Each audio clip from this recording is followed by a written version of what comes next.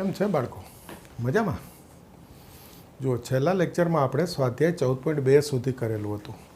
આજ આપણે સ્વાધ્યાય 14.3થી આગળ કરવાનું છે. તો એના માટેના કેટલાક શબ્દો છે. તમને ખબર છે કે આમાં કંઈ દાખલા તો છે નહીં, આવું જ છે આખું પ્રકરણ. તો એના માટેના જે શબ્દો છે એ પહેલાં જોઈએ. જુઓ,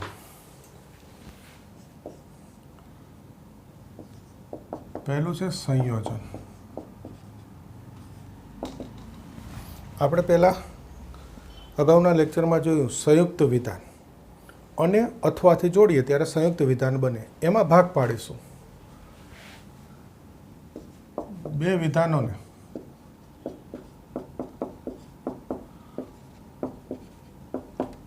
અને વડે જોડવાથી મળતા સંયુક્ત વિધાનને, હવે આ નહીં લખું ચાલશે, સમજી ગયા ને? એ બે વિધાનનું સંયોજન કહેવાય. શેનાથી જોડીએ? અનેથી. આ કારક કહેવાય છે. અને અથવા એને કારક કહેવાય. તો જ્યારે અનેથી જોડીએ ત્યારે જે સંયુક્ત વિધાન મળે એને એ બે વિધાનનું સંયોજન કહેવાય. એનો એક સંકેત પણ છે. જો એક વિધાન P, બીજું Q, અનેથી જોડું ને ત્યારે એને સંયોજન કહેવાય. આ સંયોજનનો સંકેત છે. હવે આ સંયોજનની સત્યાર્થતા નક્કી કરવી હોય તો એના માટેનું ટેબલ હોય, એને કહેવાય સત્યાર્થતા ટેબલ. જો આમાંથી અમુક વસ્તુ કદાચ ટેક્સ્ટ બુકમાં હોય, અમુક વસ્તુ ના હોય, એવું બની શકે, બરાબર છે. પણ હું આ સંયોજન ટોપિકમાં જેટલું હોય બધું સમજાવી દઈશ તમને, પછી ટેક્સ્ટ બુકમાં હોય કે ના હોય. તો જુઓ, આ એની સત્યાર્થતા નક્કી કરવી છે. જો સાચું હોય ને વિધાન એને T થી દર્શાવાય, અને ખોટું હોય ને એને F થી દર્શાવાય. સાચું હોય તો શેનાથી દર્શાવાય? T, true. ખોટું હોય તો ફોલ્સ, F થી દર્શાવાય. બે વિધાન જ્યારે હોય ને ત્યારે ચાર વિકલ્પ આવે. કઈ રીતે ચાર વિકલ્પ આવે? તો કે એક વિધાનમાં તે TF, T અથવા F, સાચું ખોટું શક્યતા. તો બીજા વિધાન માટે TF, તો TF ક્રોસ TF કરો એટલે જુઓ TT, TF, FT અને FF બેનો ક્રોસ છે. TF ક્રોસ TF પણ લખાય આ રીતે. અને આ ટેબલમાં લખવાની તો હું સાવ સહેલી રીત તમને કહી દઉં કે બે વિધાન હોય ને એટલે પહેલાં બે વખત T લખાય, પછી બે વખત F લખાય, અને બીજામાં TF લખાય, એટલે ચાર વિકલ્પ આવી ગયા. હવે એનો નિયમ શું છે કે આ બે વિધાન આ રીતે હોય તો આ સંયુક્ત વિધાન જે સંયોજન છે એ સાચું કે ખોટું નક્કી કરવું હોય તો આ રીતે નક્કી થાય. ટૂંકમાં એક પહેલો ઓપ્શન છે એમાં સંયુક્ત વિધાન સાચું કહેવાય, સંયોજન સાચું કહેવાય, બીજા ત્રણેય ઓપ્શનમાં ખોટું કહેવાય. તો નિયમ અહીંયાથી બનાવાય. કઈ રીતે શું નિયમ બન્યો? અહીંયા નીચે જ લખી દો, એકદમ ટૂંકમાં હો. બંને T તો T બની ગયો નિયમ. એટલે કે જો બંને સાચા હોય, સંયુક્ત વિધાન સંયોજન એમાં બંને વિધાન સાચા હોય તો સંયોજન સાચું, એના સિવાયના બધા વિકલ્પ માટે સંયોજન ખોટું. એટલે આનો નિયમ બની ગયો, બંને T તો T. ઓકે, આવું જ બીજું છે વિયોજન. બે વિધાનોને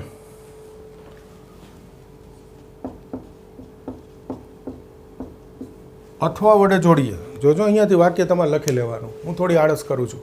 બે વિધાનોને અથવા વડે જોડવાથી મળતા સંયુક્ત વિધાનને એ બે વિધાનનું વિયોજન કહેવાય. આ શબ્દ અન્ય છે એની બદલે શું લખી નાખવાનો? અથવા, એટલે વિયોજન. ક્લિયર? એનો સંકેત બે વિધાન હોય P અને Q, તો વચ્ચે V કરવું એને કહેવાય વિયોજન, અને બોલાય P વિયોજન Q. હવે એની સત્યાર્થતા. સત્યાર્થતા એટલે સાચું કે ખોટું નક્કી કરવું છે. તો ફરી બે વિધાન છે PQ, તો કેટલા વિકલ્પ આવે? 4. કેમ લખાય? 2 વખત T 2 વખત એફ, ટીએફ ટીએફ. તો વિયોજનની શક્યતા શું થાય? T T T F. તો જુઓ આ 3 ઓપ્શનમાં સાચું આવે, આ છેલ્લા ઓપ્શનમાં ખોટું આવે. તો એમાં નિયમ અહીંયાથી બને કે ભાઈ વિયોજનની શક્યતા નક્કી કરવી હોય તો આપણે યાદ રાખવા માટે શું નિયમ બનાવવાનો? તમને ખ્યાલ આવી ગયો? બંને એફ તો એફ. એટલે કે વિયોજનમાં જે 2 વિધાન હોય એ બંને ખોટા હોય તો વિયોજન ખોટું. સંયોજનનો નિયમ શું? બંને સાચા હોય તો જ સાચું. એક સાચું એક ખોટું હોય, 2 ખોટા હોય તો સંયોજન ખોટું. બંને ટી તો ટી, એનો અર્થ બંને સાચા હોય તો સાચું, એના સિવાય બધા ઓપ્શનમાં ખોટું. અને વિયોજનનો નિયમ બંને ખોટા હોય તો જ ખોટું કહેવાય વિયોજન. એક પણ સાચું હોય કે બંને સાચા હોય તો વિયોજન સાચું, એટલે કહેવાય બંને ખોટા હોય તો વિયોજન ખોટું. બાકી બધા વિકલ્પમાં સાચું. હવે નિષેધ જોજો, એમાં નંબર આપી દો. પહેલું,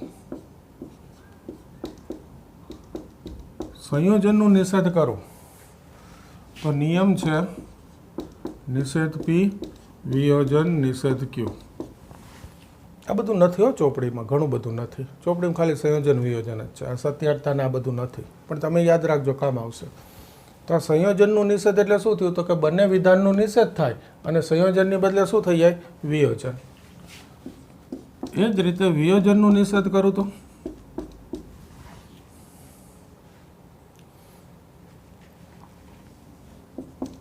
બંને વિધાનનું નિષેધ થાય અને સંયોજન થઈ જાય. ટૂંકમાં વાક્ય જ્યારે લખેલું હોય, સંયુક્ત વિધાન જ્યારે લખેલું હોય ત્યારે એ જે 2 વિધાન હોય એ બંને વિધાનનું નિષેધ કરી દેવાનું. એ આગળ આપણે ભણી ગયા, છેનું નથી, નથીનું છે. અને શબ્દ અથવા હોય તો અને કરી દેવાનો, અને હોય તો અથવા કરી દેવાનો, અને હોય તો અથવા, અથવા હોય તો અને. ખ્યાલ આવે? તો એના નિષેધના નિયમ છે સંયોજન વિયોજનના.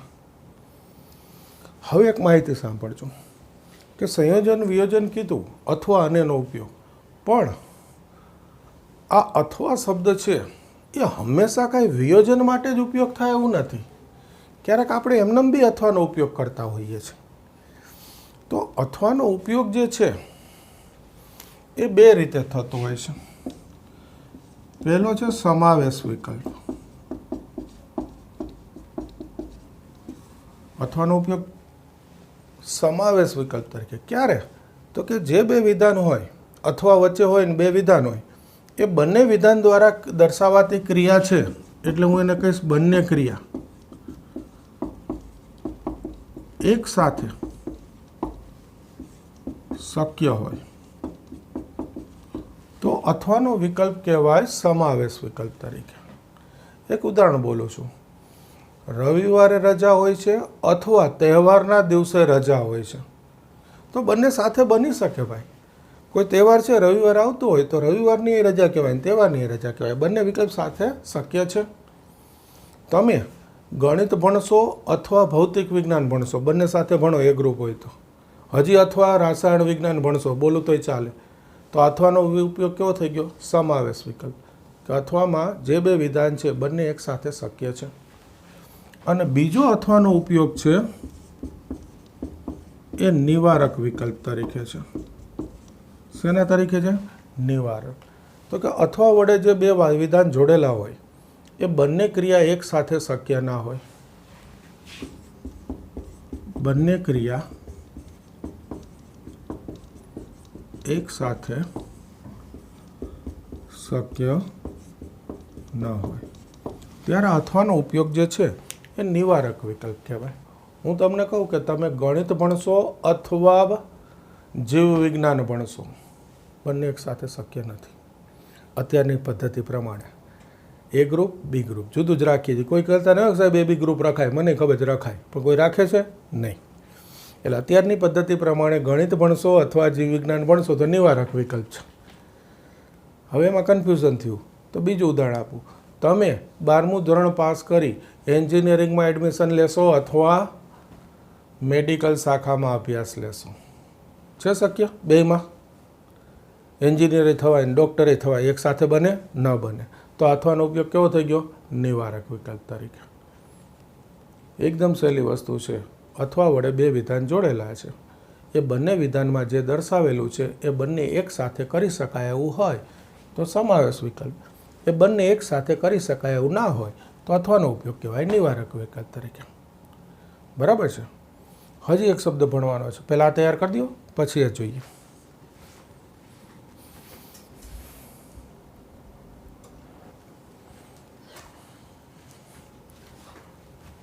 હજુ બે શબ્દો છે, પહેલાં એ સમજીશું. જુઓ, પહેલો શબ્દ છે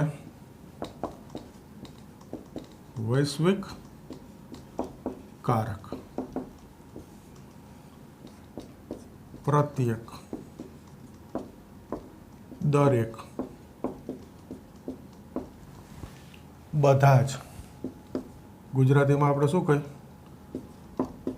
બધા જ. આ વૈશ્વિક કારક છે. પ્રત્યેક વાસ્તવિક સંખ્યાનો વર્ગ. તો પ્રત્યેક શબ્દ આવ્યો એટલે શું થઈ ગયું? વૈશ્વિક કારક. એનો સંકેત છે આ પ્રત્યેક, અને વિધાનને પી થી દર્શાવી દો કે પ્રત્યેક વાળું વિધાન હોય, દરેક શબ્દ વાળું વિધાન હોય કે પ્રત્યેક શબ્દ વાળું વિધાન હોય તો એને કહેવાય વૈશ્વિક કારકનો ઉપયોગ. એ જ રીતે અસ્તિત્વ કારક. કોઈક અસ્તિત્વ ધરાવે, ટૂંકમાં કહેવાય કોઈક, અથવા બીજો શબ્દ વપરાય છે કોઈ એક, અને એનો સંકેત છે ઊંધો ઈ. ઈ અરીસામ જોઈને એવો લાગે, ઓકે, ઈ આ બાજુ એની બદલે આ બાજુ, તો એને કહેવાય અસ્તિત્વકારક. કોઈક, કોઈ એક, એટલે આમ આખું વાક્ય કોઈ અસ્તિત્વ ધરાવે એના માટે અસ્તિત્વકારક. હવે એનું નિષેધ જોજો, એ ટૂંકમાં લખું છું. નિષેધ પહેલો આપણે કયો લખ્યો છે? વૈશ્વિક કારક. તો એનું નિષેધ થાય પી, કોઈક નિષેધ પી. આનો અર્થ શું કરવાનો જોજો, બરાબર ધ્યાન રાખજો કે પ્રત્યેક શબ્દવાળું વિધાન છે એનું નિષેધ એટલે કે વૈશ્વિક કારકનું નિષેધ. તો વૈશ્વિક કારક બદલાઈ જાય, પ્રત્યેક હોય તો શું થઈ જાય? કોઈક અસ્તિત્વ ધરાવે. અને જે વિધાનો એનું શું થઈ જાય? નિષેધ. એટલે વિધાનમાં પાછું પહેલો નિયમ નિષેધનો, છેનું નથી, નથીનું છે. પાછું ઉદાહરણમાં જોઈશું દાખલામાં, ઓકે. અને બીજું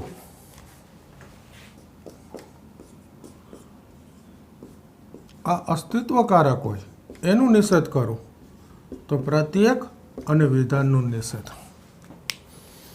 એટલે શબ્દ બદલાઈ જાય. અસ્તિત્વકારક હોય કોઈક તો એની બદલે પ્રત્યેક થઈ જાય, અને જે વિધાન હોય એનું નિષેધ થઈ જાય. એટલે છેનું નથી, નથીનું છે.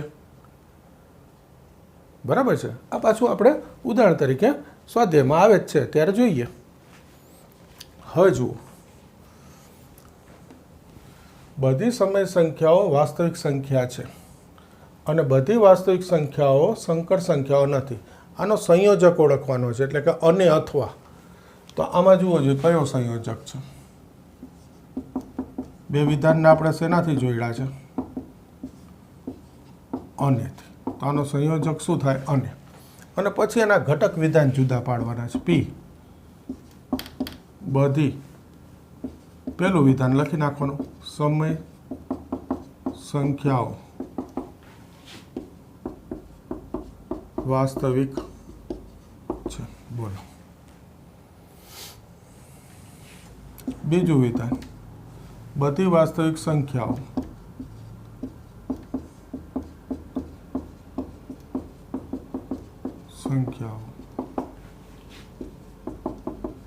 સંકર સંખ્યાઓ નથી. ટૂંકમાં અને અથવા જે સંયોજકો એ ઓળખવાનો કે સંયોજક અને છે અથવા છે, અને પછી બે જે વિધાન છે અલગ અલગ લખવાના. આમાં જુઓ જોઈએ સંયોજક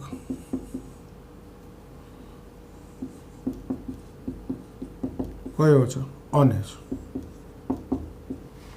હવે બે ઘટક વિધાન x બરાબર 2 અને x બરાબર 3 એ સમીકરણના બીજ છે. તો પહેલું વિધાન x બરાબર 2 સમીકરણ 3x વર્ગ ઓછા x ઓછા 10 બરાબર 0 નું બીજ છે. એ જ રીતે બીજું વિધાન q x બરાબર 3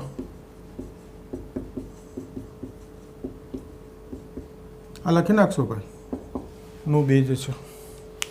ટૂંકમાં જુઓ સ્વાધ્યાયમાં આટલું જ છે. આગળ મેં તમને એમની સત્યાગતા લખાવી, નિષેધ લખાવ્યું, સંકેત લખાવ્યો. સ્વાધ્યાયમાં કંઈ નથી. સ્વાધ્યાયમાં ખાલી એટલું છે કે ઓળખવાનો સંયોજક જે વાક્યમાં અને હોય, જે સંયુક્ત વિધાનમાં અને હોય એમાં સંયોજક અને, જે સંયુક્ત વિધાનમાં અથવા હોય એમાં સંયોજક અથવા, અને એના બે ઘટક વિધાન જુદા પાડી દેવાના. ખ્યાલ આવે છે? કંઈ છે નહીં, સાવ સહેલું. જોઈ લો.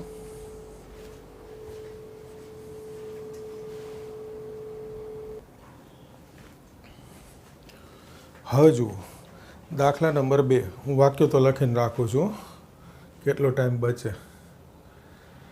જુઓ, કારક ઓળખો અને નિષેધ લખો. કારક ઓળખવાનો છે, અસ્તિત્વ અને વૈશ્વિક કારક, અને પછી એનું નિષેધ કરવાનું છે. કોઈક સંખ્યાનો વર્ગ તે સંખ્યા જેટલો જ હોય તેવી સંખ્યા અસ્તિત્વ ધરાવે છે. તો કારક ઓળખવો હોય તો કોઈક સંખ્યા અસ્તિત્વ ધરાવે છે. જોજો, કારક કોઈક અસ્તિત્વ ધરાવે છે. આ કારક થયો, એ લખ્યું જ છે કારક. કયો કારક કહેવાય? અસ્તિત્વ કારક. હવે એનું નિષેધ કરવું એટલે કોઈક અસ્તિત્વ ધરાવે છે એનું નિષેધ તો પ્રત્યેક, અસ્તિત્વ કારક એનું નિષેધ તો વૈશ્વિક કારક, અને વૈશ્વિક કારક એનું નિષેધ તો અસ્તિત્વ કારક. સૂત્ર એમ બોલાય. ઓકે, તો આ કોઈકનું નિષેધ શું થઈ જાય? પ્રત્યેક. અને પ્રત્યેક શબ્દનો ઉપયોગ કરવો એટલે આની ગુજરાતી વાક્ય રચના આપણે જાતે ગોઠવવાની ભાઈ. જુઓ, કોઈક સંખ્યાનો વર્ગ એની બદલે પ્રત્યેક સંખ્યાનો વર્ગ તે સંખ્યા જેટલો જ નથી. અને વિધાનનું શું કરી દેવાનું? નિષેધ. આમાં કીધું છે કે જેટલો જ હોય તો આપણે કહેવાનું જેટલો જ ના હોય. નિષેધ. પ્રત્યેક સંખ્યાનો વર્ગ તે સંખ્યા જેટલો જ ન હોય. આ ગુજરાતી ઘણી બધી રીતે લખી શકાય વાક્ય રચના. મેં આ લખી કે ભાઈ કોઈક સંખ્યા અસ્તિત્વ ધરાવે છે, તો કોઈક અસ્તિત્વ ધરાવે છે એનું નિષેધ એટલે પ્રત્યેક, અને પછી વિધાનનું નિષેધ તો કે સંખ્યાનો વર્ગ તે સંખ્યા જેટલો જ હોય એમ આપેલું છે તો એનું નિષેધ તો કે સંખ્યાનો વર્ગ તે સંખ્યા જેટલો જ ના હોય. બીજું, પ્રત્યેક વાસ્તવિક સંખ્યા x એ x+1 કરતાં નાની સંખ્યા છે. તો કારક કયો છે? જુઓ જોઈએ, પ્રત્યેક. પ્રત્યેક એટલે કયો કારક? વૈશ્વિક કારક. એનું નિષેધ કરવું એટલે અસ્તિત્વ કારક. તો નિષેધ. જોજો, પ્રત્યેકનું શું નિષેધ થાય? કોઈ અસ્તિત્વ ધરાવે છે તો કે કોઈક વાસ્તવિક સંખ્યા x અસ્તિત્વ ધરાવે છે. કોઈક વાસ્તવિક સંખ્યા x એવી અસ્તિત્વ ધરાવે છે કે x માટે x એ x+1 કરતાં નાની સંખ્યા છે. તો આપણે કહી દેવાનું x એ x+1 કરતાં નાની સંખ્યા ન હોય અથવા નથી. ન હોય લખું, ચલો સારું લાગે થોડુંક ગુજરાતી. આ ભાઈ ગુજરાતી જો તમારે નક્કી કરવાનું, આ કંઈ ગોખવા ના બે મેં આ લખ્યું એટલે મૂળ વસ્તુ પ્રત્યેકનું કોઈક થઈ ગયું અને વિધાન જે હોય એનું નિષેધ થઈ ગયું. નાની સંખ્યા છે તો કે નાની સંખ્યા નથી. આ ત્રીજું, ભારતમાં દરેક રાજ્યની એક રાજધાની છે. તો પેલું કારક દરેક. દરેક એટલે આ જો પ્રત્યેક. કયો કારક? વૈશ્વિક. એનું નિષેધ વાક્ય રચના ગોઠવજો. જો ભારતમાં દરેક રાજ્યની એક રાજધાની હોય છે તો કે ભારતમાં કોઈ એક રાજ્ય અસ્તિત્વ ધરાવે છે કે તે રાજ્યને રાજધાની હોય છે ન હોય. હોય છે એનું નિષેધ તો કે નથી. નથીનું મને ગુજરાતી વધારે સારું લાગ્યું. ન હોય તો મેં એ લખ્યું. તમારે નથી લખવું નથી લખી નાખવાનું. ટૂંકમાં ગણિત નથી ભાઈ, આ ગુજરાતી શીખવાડું છું હું તમને. મૂળ વસ્તુ કારક. કોઈક અસ્તિત્વ ધરાવે તો એ અસ્તિત્વ કારક. પ્રત્યેક, દરેક, બધા જ તો આ વૈશ્વિક કારક. નિષેધનો નિયમ તો કે કારક બદલી નાખવાનો. કોઈ અસ્તિત્વ ધરાવે તો એની બદલે પ્રત્યેક મૂકી દેવાનો વાક્યમાં. પ્રત્યેક હોય તો નિષેધ કરું ત્યારે કોઈક અસ્તિત્વ ધરાવે એવું લખવાનું. અને હવે જે વિધાન હોય એનું નિષેધ કરી દેવાનું. એટલે છે હોય તો નથી થઈ જાય, નથી હોય તો છે થઈ જાય. બસ આટલું હોય. પછી વાક્ય રચના તો દરેક વ્યક્તિ પોતાની રીતે બનાવશે. મેં કીધું છે ચોપડીમાં હવે ગોખવા ના બેહાય, આપણે જોઈ લેવાય એકવાર ને પછી એવું વાક્ય લખી નાખાય. નિયમ આવી જવો જોઈએ. ઓકે, જોઈ લો.